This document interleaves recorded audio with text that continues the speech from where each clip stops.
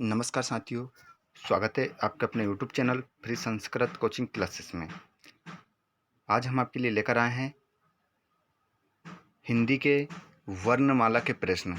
इसमें हम जो चर्चा करेंगे 35 प्रश्नों के बारे में चर्चा करेंगे, जो बहुत ही महत्वपूर्ण प्रश्न है। ये ऐसे प्रश्न हैं जो हर बार किसी न किसी एग्जाम में पूछे गए हैं। तो अंत तक बने रहें, वीडियो को पूरा देखें। वीडियो पसंद आता है तो लाइक अवश्य करें। चलिए शुरू करते हैं आज के इस वीडियो को। देखिए पहला प्रश्न, मंगला शब्द का सही मानक शब्द है। मंगला शब्द का सही मानक शब्द क्या होगा, ये आपको बताना है। तो चार ऑप्शन आपके सामने हैं, बताइए इसमें से आपका सही आंसर क्या होगा। मंगला, मंगला, मंगला, मंगला। देखिए जब हम पढ़ रहे हैं तो सारे जो हमारे वर्ण हैं, उच्चारण जब हम कर रहे हैं तो सभी की ध्वनियाँ जो निकल रही समान निकल रही है, लेकिन मंगला जो लिखा जाता है वो ऑप्शन ए आंसर आपका इसमें सही होगा। चलिए अगला प्रश्न देखिए। अगला प्रश्न है, व्यंजन वर्गीकरण की दृष्टि से उच्चारण स्थान के आधार पर वा फा किस क्रमांक में आते हैं। व्यंजन वर्गीकरण की दृष्टि से उच्चारण स्थान के आधार पर फा और वा किस क्रमांक में आते हैं, ये आपको बताना है। दंत्य, ओष्ठ, वत्सर्य, दंतोष्ठ। तो इसमें आपका जो सही आंसर हो जाएगा वो हो जाएगा दंतोष्ठ, दंतोष्ठ। ठीक है। देखिए पटवार 2011 में पूछा गया है। अगला प्रश्न देखिए, किस क्रम में अंतस्थ वर्ण है। किस क्रम में अंतस्थ वर्ण है ये आपको बताना नहीं है। किस क्रम में अंतस्थ वर्ण नहीं है।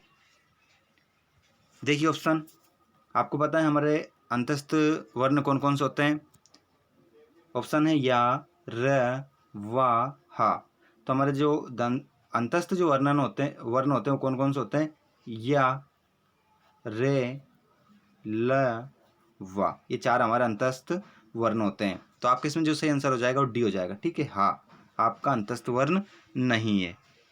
हाँ आंसर आपका इसमें सही रहेगा। ठीक है। हाँ। अगला प्रश्न देखिए, किस क्रम में स्पर्श संघर्षी व्यंजन है। किस क्रम में स्पर्श संघर्ष व्यंजन है ये आपको बताना है। स्पर्श भी है और संघर्ष भी है, ऐसा कौन सा व्यंजन है ये आपको बताना है। चा, का, खा, डा, न्या। तो इसमें आपका जो सही आंसर होगा वो होगा छा, छत्री वाला। ये व्यंजन जो है इसके सारे जो चा, छा, जा, झा, ये क्या होता है, स्पर्शी एवं संघर्षी व्यंजन होते हैं। अगला प्रश्न देखिए, किस क्रम में पार्श्विक व्यंजन है। किस क्रम में पार्श्विक व्यंजन है। टा, ठा, ला, चा। तो जो पार्श्विक व्यंजन जो होता है वो ला को कहा जाता है। ला आपका इसमें सही आंसर होगा। अगला प्रश्न देखिए, किस क्रम में तालव्य व्यंजन नहीं है। किस क्रम में तालव्य व्यंजन नहीं है। चा, घा, सा, या। तालव्य बताना है। इसका जो अर्थात ये जो है ये बताना है आपको, इन जो चार वर्ण हैं इनमें से किसका उच्चारण तालु के द्वारा किया जाता है ये आपको बताना है। तो इचु ऐसा नाम तालव्य। ठीक है। तो आपका आंसर क्या हो जाएगा, सा, सॉरी, गा। आंसर आपका सही हो जाएगा। इसमें किस क्रम में तालव्य व्यंजन नहीं है। क्या पूछा उसने, नहीं है। तो हमारा ये भी है, ये भी है, ये भी है और ये नहीं है। यहाँ पर ध्यान रखना है आपको, इससे ध्यान रखना किसका, नहीं का। पूरा प्रश्न गलत हो जाएगा नहीं तो। इसमें तीनों जो आए हैं वो सही है, एक नहीं है। तो घा आंसर आपका इसमें सही होगा। अगला प्रश्न देखिए, किस क्रम में तालव्य व्यंजन है। अब वापिस से आपको बताना है कि किस क्रम में तालव्य व्यंजन है ये आपको बताना है। देखिए पहला टा, ठा, डा, ढा, न्या, का, खा, गा, गा, आना, चा, छा, जा, झा, न्या, ता, था, दा, धा, ना। चार ऑप्शन आपके सामने। तो इसमें जो तालव्य व्यंजन है, अभी ऊपर मैंने आपको सूत्र बताया था, इचु ऐसा नाम तालव्य, इचु ऐसा नाम तालु। तो आपका जो आंसर हो जाएगा सी वाला आंसर आपका इसमें सही हो जाएगा। ठीक है। चलिए अगला प्रश्न हम देखते हैं। अगला प्रश्न है, ओम को किस तरह का स्वर कहा जाता है? ओम को किस तरह का स्वर कहा जाता है ये आपको बताना है। तो ह्रस्व स्वर, प्लुत स्वर, घोष स्वर, दीर्घ स्वर। ओम को किस तरह का स्वर कहा जाता है? तो इसे जो कहा जाता है प्लुत स्वर कहा जाता है। बी आंसर आपका इसमें सही होगा। चलिए अगला प्रश्न देखिए। अगला प्रश्न है, जिन स्वरों के उच्चारण में मुंह सबसे कम खुलता है उसे कहते हैं। वे स्वर जिनका उच्चारण करते समय मुंह सबसे कम खुलता है उन स्वरों को हम क्या कहते हैं? समृद्ध स्वर, विवृत स्वर, पश्य स्वर, अग्र स्वर। तो उसे हम जिनका उच्चारण करते समय मुंह कम खुलता है उन्हें हम समृद्ध स्वर कहते हैं, समवृत स्वर। और जिनका उच्चारण करते समय मुंह ज़्यादा खुलता है उन्हें विवृत स्वर कहते हैं। ये तो स्वर हमारे जिनको पीछे से उच्चारण किया जाता है, ये स्वर होते हैं जो भाग होता है जो आगे से उच्चारण किया जाता है, वे स्वर होते हैं। अगला प्रश्न देखिए, किस क्रम में अघोष व्यंजन नहीं है? देखिए क्वेश्चन को अच्छे से पढ़ना है। किस क्रम में अघोष व्यंजन नहीं है? का, या, था, फा। चार ऑप्शन आपके सामने है। तो किस क्रम में अघोष व्यंजन नहीं है ये आपको बताना है। देखिए अघोष का भी है, था भी है, फा भी है। जो आपका या है ये अघोष नहीं है, ये घोष है। ये आंसर आपका इसमें सही होगा। अगला देखिए, ना व्यंजन का उच्चारण स्थान है। ना का उच्चारण स्थान आपको यहाँ बताना है। तो ना का जो उच्चारण स्थान है, मुर्दा और नासिका, वत्सर्य और नासिका, ओष्ठ और नासिका, कंठ और नासिका। तो ना का जो उच्चारण स्थान होता है वो होता है वत्सर्य और नासिका। बी आंसर आपका इसमें सही है। अगला प्रश्न देखिए, हिंदी वर्णमाला में कुल स्वर है। हिंदी वर्णमाला में कुल स्वर है कितने? 11, 14, 8, 9। तो हिंदी वर्णमाला में जो कुल स्वर है वो है 11। अगला प्रश्न देखिए, सा के साथ ऋषि की मात्रा जोड़ने पर बनता है। सा में जब हम ऋषि की मात्रा जोड़ देते हैं तो कौन सा शब्द बनता है? श्रा बन जाता है, श्री बन जाता है, श्र बन जाता है, या त्रि बन जाता है। तो जब हम शा में ऋषि की मात्रा जोड़ देते हैं तो क्या बन जाता है? श्री बन जाता है। आधा शिरा बनता है और उसमें ऋषि की मात्रा लग जाती है। अगला प्रश्न देखिए, वर्ण किसे कहते हैं? बहुत ही महत्वपूर्ण प्रश्न। वर्ण किसे कहते हैं ये आपको बताना है। किसी भाषा के लघुत्तम व्यंजनों को, किसी भाषा के लघुत्तम स्वरों को, किसी भाषा की लघुत्तम सार्थक ध्वनियों को, किसी भाषा के लघुत्तम सार्थक अक्षरों को। तो वर्ण किसे कहते हैं? वर्ण जो कहते हैं किसी भाषा की लघुत्तम सार्थक ध्वनियों को क्या कहते हैं? वर्ण कहते हैं। अगला प्रश्न देखिए, ऋषि को क्या कहेंगे? ऋषि को क्या कहेंगे? अक्षर कहेंगे, वर्णमाला कहेंगे, व्यंजन कहेंगे, स्वर कहेंगे। तो ऋषि को क्या कहा जाता है? ऋषि को जो कहा जाता है वो स्वर कहा जाता है। ऋषि क्या होता है? एक स्वर होता है। अगला प्रश्न देखिए, रू का वर्ण विच्छेद किस क्रमांक में सही है? जो रू है उसका वर्ण विच्छेद जब हम करेंगे तो किस क्रमांक में सही है? रा उ, रा उ, रा ऋषि, रा ई। जब हम इस रा को तोड़ेंगे टुकड़ों में तो कैसे टूटेगा ये? ठीक है, रा में ऊ की मात्रा लग रही तो क्या तोड़ेंगे हम? रा आधा, धन, पीछे क्या निकालेंगे हम? छोटा ऊ या बड़ा ऊ? तो यहाँ पर इसमें जो रा में मात्रा है वो छोटा ऊ की है तो हम क्या निकालेंगे? ये वाला निकालेंगे। ठीक है, यदि तो आपका इसमें आंसर जो होगा अभी बताते हैं आपको।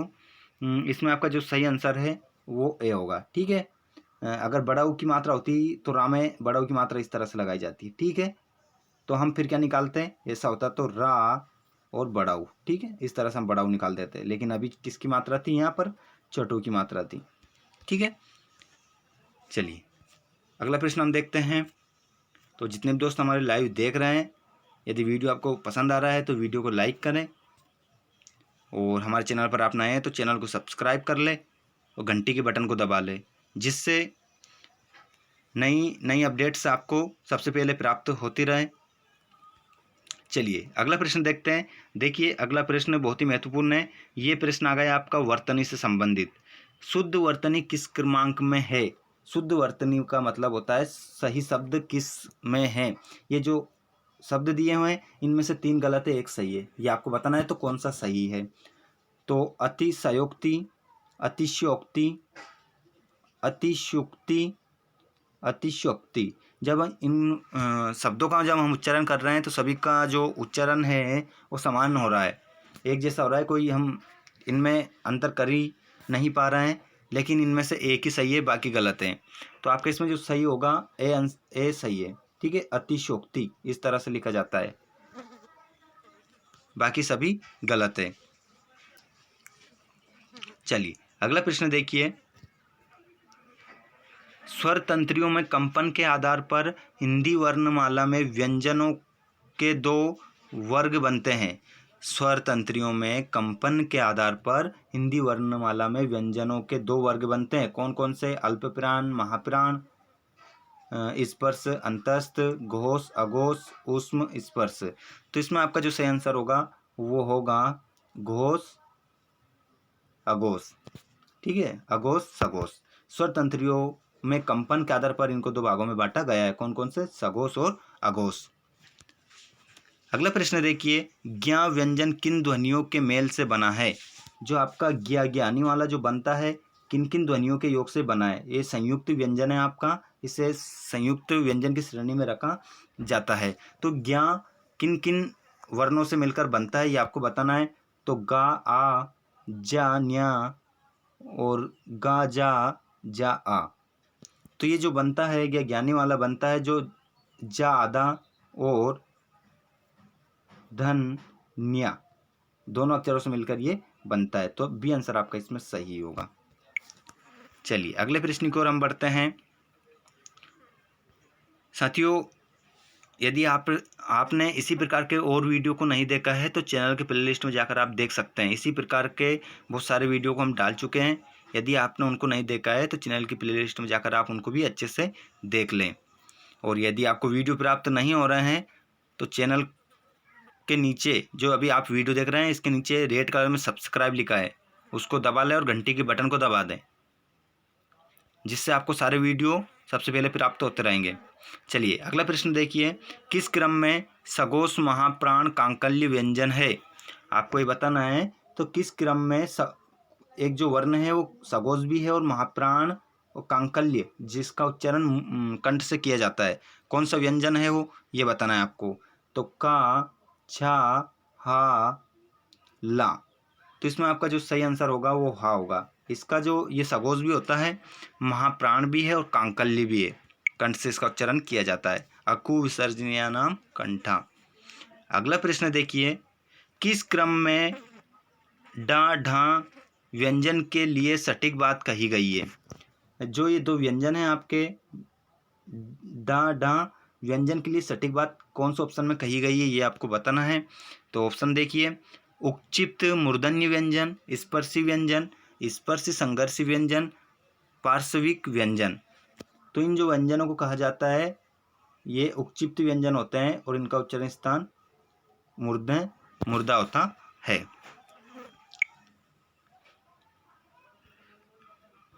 चलिए अगला प्रश्न की ओर हम बढ़ते हैं। अगला प्रश्न है हमारा। किस क्रम में विवृत स्वर है? कौन से क्रम में विवृत स्वर है ये आपको बताना है। ई, ए, उ, आ। विवृत जिसका उच्चारण करते समय मुंह खुलता हो, मुंह ज़्यादा खुलता हो, ऐसा कौन सा स्वर है ये आपको बताना है। तो 4 ऑप्शन आपने देख लिए। इसमें जो सही आंसर आपका होगा वो होगा आ आंसर आपका इसमें सही होगा। अगले प्रश्न को देखते हैं दोस्तों। देवनागरी लिपि में कितने स्वर हैं? यहाँ पर आपको ये बताना है देवनागरी लिपि में कितने स्वर हैं। 10, 11, 12, 13। तो देवनागरी लिपि में भी कितने स्वर हैं? 11 ही है। 11 आंसर आपका इसमें सही होगा। अगला प्रश्न देखिए। संयुक्त व्यंजन किस क्रमांक में है? संयुक्त व्यंजन किस क्रमांक में है ये आपको बताना है।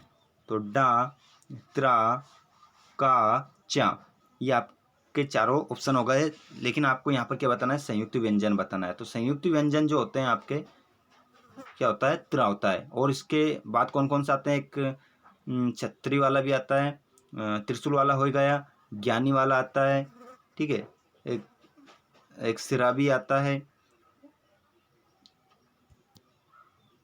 ठीक है। ये आपके क्या होते हैं, संयुक्त व्यंजन होते हैं, जो ये क्या करते हैं, दो अक्षरों के मेल से ये बनते हैं, इन्हें हम संयुक्त व्यंजन कहते हैं।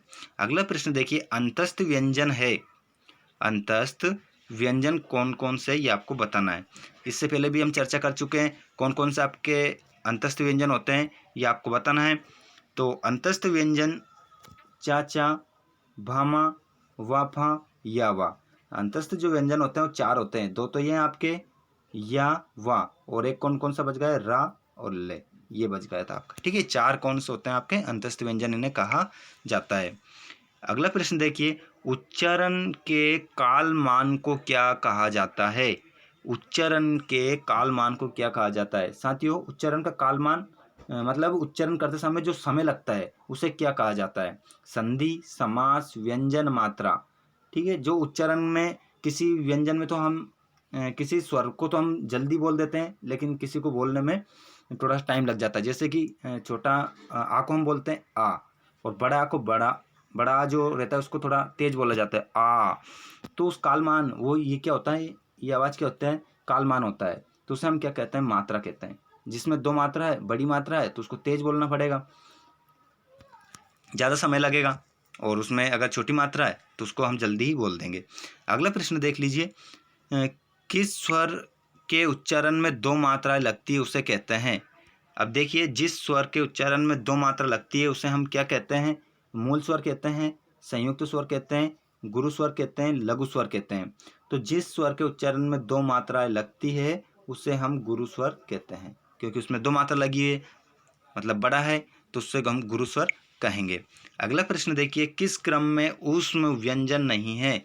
यहाँ पर आपको बताना है किस क्रम में ऊष्म व्यंजन नहीं है, ऊष्म व्यंजन नहीं है। सा, या, सा। जैसे कि आपको पता है आपके तीनों सा कौन से होते हैं, ऊष्म व्यंजन होते हैं, और आपका जो या है ये ऊष्म नहीं होता है, ये अंतस्थ होता है, पहले पढ़ चुके हैं हम। तो ये अंतस्थ है, तो ये ऊष्म में नहीं आएगा, इस कारण से सी आंसर आपका सही हो जाएगा। अगला प्रश्न देखिए, ऊष्म व्यंजन है, देखिए ऊपर जो प्रश्न था ऊष्म व्यंजन नहीं है, अब यहाँ पर बताना है ऊष्म व्यंजन है। ला, वा, रे। तो यहाँ पर जो ऊष्म व्यंजन है आपका सा है, ऊपर हम पढ़ चुके हैं, अच्छे से आपको याद हो गया होगा। सा आपका ऊष्म व्यंजन है, और ये ला, वा, ये रा, ये आपके अंतस्थ व्यंजन है। अगला प्रश्न देखिए, किस क्रम में घोष वर्ण नहीं है, किस क्रम में घोष वर्ण नहीं है। साथियों, आप जानते हैं अघोष कौन कौन से होते हैं, किसी भी वर्ग का पहला और दूसरा अघोष वर्ण होते हैं। और घोष कौन कौन से होते हैं जो बचते हैं, कौन कौन सा, तीसरा वर्ण, चौथा वर्ण और पांचवा, ये क्या होते हैं आपके, तीनों क्या होते हैं आपके घोष, ठीक है। और पहला दूसरा क्या होते हैं आपके अघोष।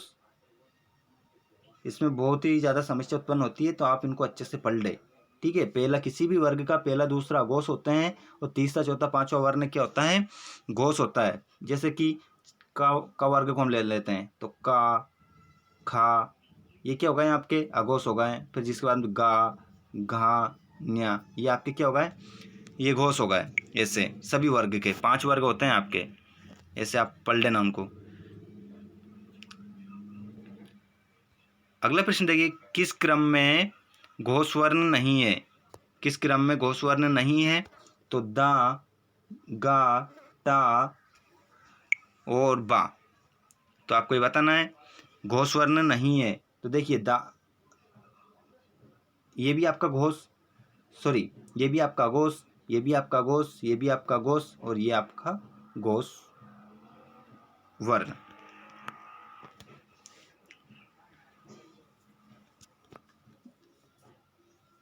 देखिए, ठीक है, ये आपका घोष हो गया, ये भी आपका घोष हो गया, और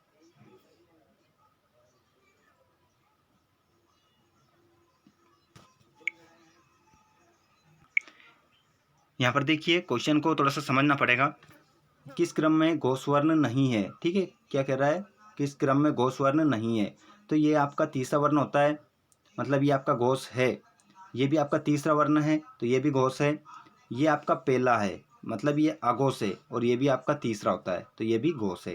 तो आपका आंसर क्या हो जाएगा, इसमें सी ही हो जाएगा। सी आंसर आपका इसमें सही रहेगा, क्योंकि ये प्रथम वर्ण है टा।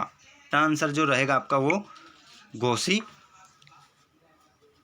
नहीं है। ठीक है, अगला प्रश्न देखिए, किस क्रमांक में अघोष व्यंजन है। अब यहाँ पर आपको अघोष व्यंजन बताना है, किस क्रमांक में अघोष व्यंजन है। तो दा धा ड़ा ना पा फा गा घा, तो किस क्रमांक में अघोष व्यंजन है ये आपको बताना है। अभी हमने चर्चा करी थी ऊपर, पहला दूसरा क्या होता है, अघोष होता है, तीसरा चौथा पांचवा क्या होता है, घोष होता है। तो यहाँ पर हम देख लेते हैं, जहाँ पर पहला दूसरा आ रहा है वो हमारा सही आंसर होगा। तो देखिए यहाँ पर पा और फा ये हमारा पहला दूसरा वर्ग का पहला दूसरे व्यंजन है, तो आंसर हमारा सी सही यहाँ पर होगा। अगला प्रश्न देखिए, किस क्रमांक में अंतस्थ वर्ण नहीं है। यहाँ पर ये बताना है आपको कि किस क्रमांक में अंतस्थ वर्ण नहीं है।